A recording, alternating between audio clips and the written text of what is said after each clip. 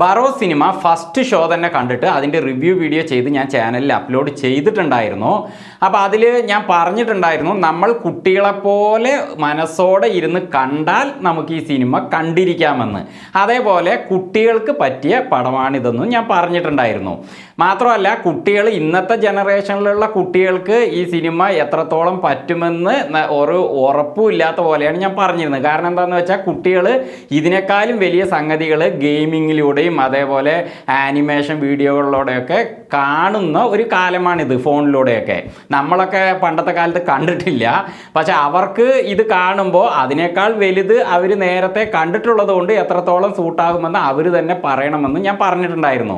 എന്തായാലും ഈ സിനിമയിൽ കുറേ പോരായ്മകളുണ്ട്. അത് ഞാൻ ആ വീഡിയോയിൽ പറഞ്ഞിട്ടില്ല, 1-2 പറഞ്ഞിട്ടുണ്ടായിരുന്നുള്ളൂ.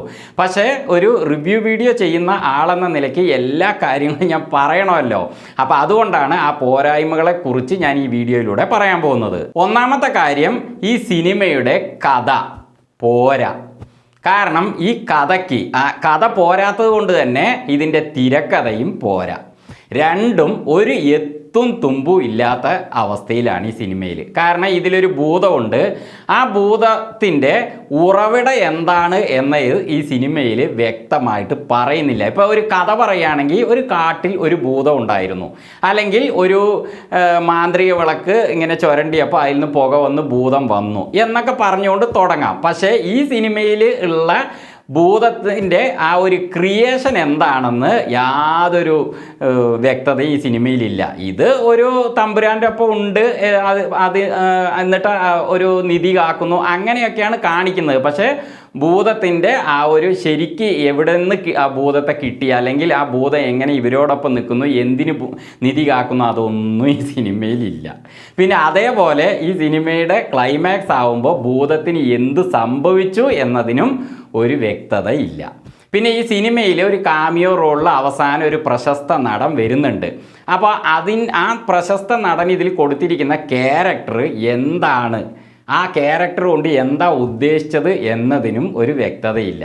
ചുരുക്കി പറഞ്ഞാൽ ഒരു എത്തും തുമ്പും ഇല്ലാത്ത ഒരു കഥ.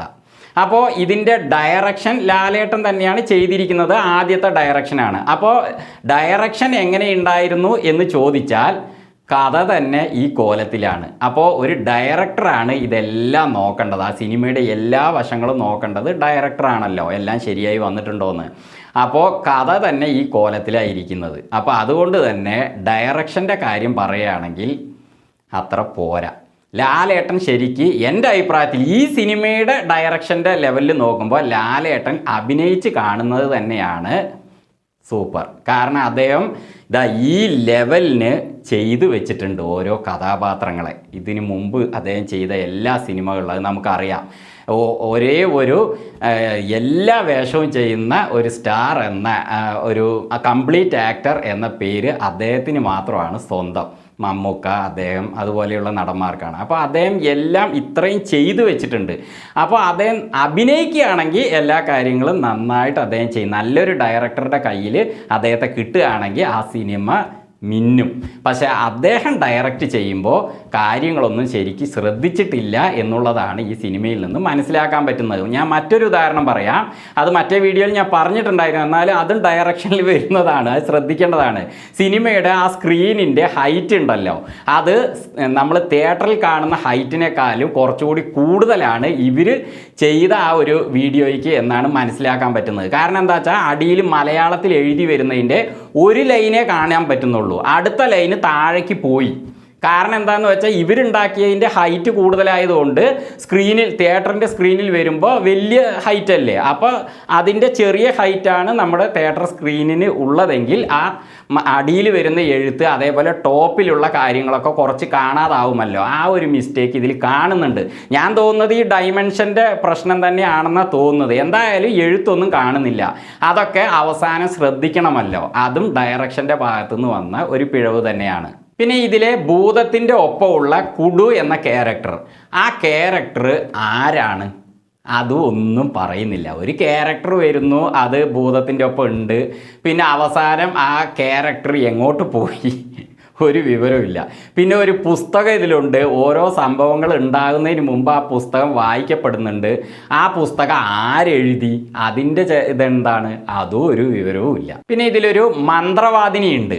അപ്പോൾ ഒരു മന്ത്രവാദിനി ഉണ്ട് പറഞ്ഞാൽ ഒരു കഥയിൽ പറയുമ്പോൾ ഒരു മന്ത്രവാദിനി ഒരു സ്ഥലത്തുണ്ടായിരുന്നു എന്നൊക്കെ പറഞ്ഞ് നമുക്ക് തുടങ്ങാം.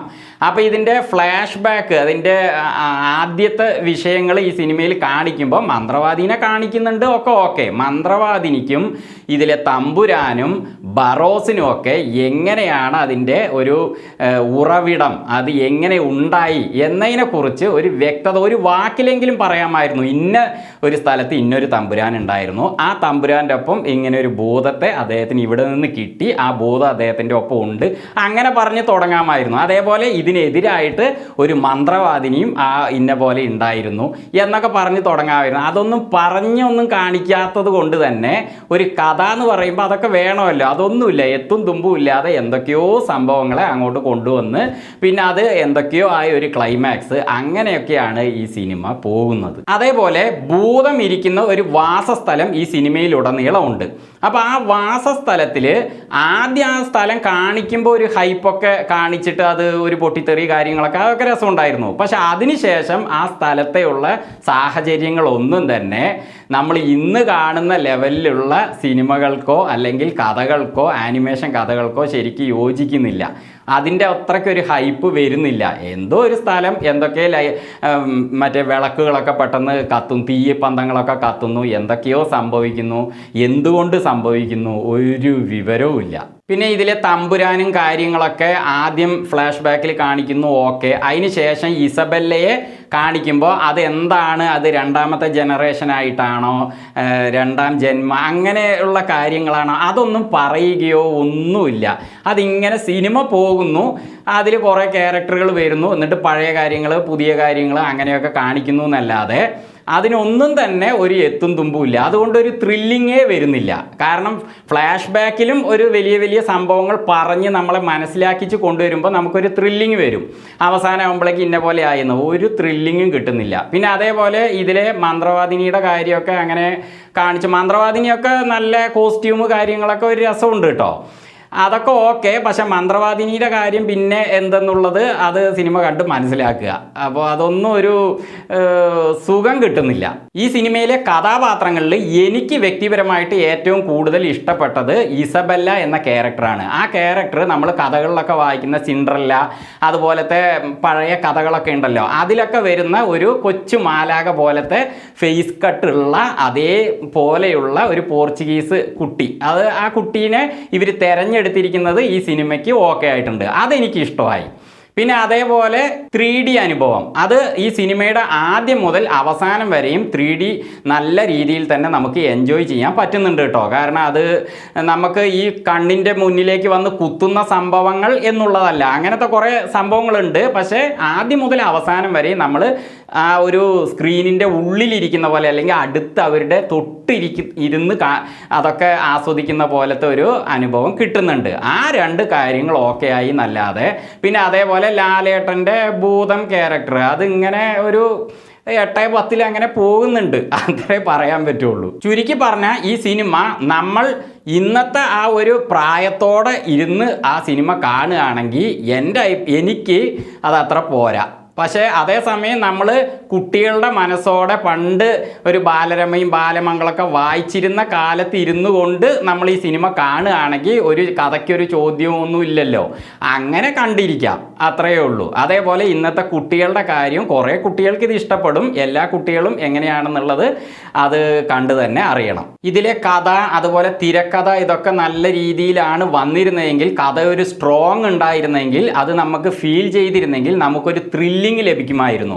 അതേപോലെ ഇതിലെ ഒരുപാട് ലാഗും തോന്നുന്നുണ്ട്, സീനുകളൊക്കെ വലിച്ച് നീട്ടിയ പോലെ പതുക്കെ സംഭവിക്കുന്ന പോലത്തെ ലാഗിൻ്റെ പ്രശ്നങ്ങളും ഉണ്ട്.